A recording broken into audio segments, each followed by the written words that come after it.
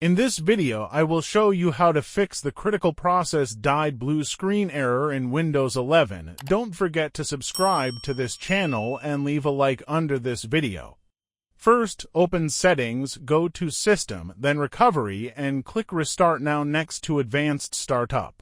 When the blue recovery screen appears, select Troubleshoot, then Advanced Options, Startup Settings, and finally Restart. Once Windows starts again, open Disk Cleanup from the search bar.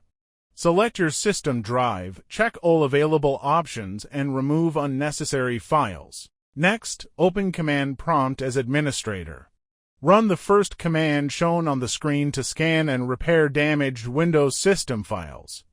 After it finishes, run the second command shown in the video, which repairs the Windows image itself and fixes deeper system corruption. Finally, run the disk checking command shown on screen to scan your drive for errors and damaged sectors.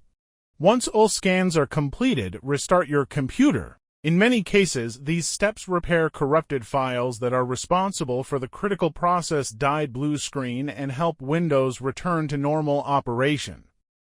Thanks for watching. I would be very happy if you would become one of the subscribers of this channel. Check out the suggested videos and also leave a like under this video.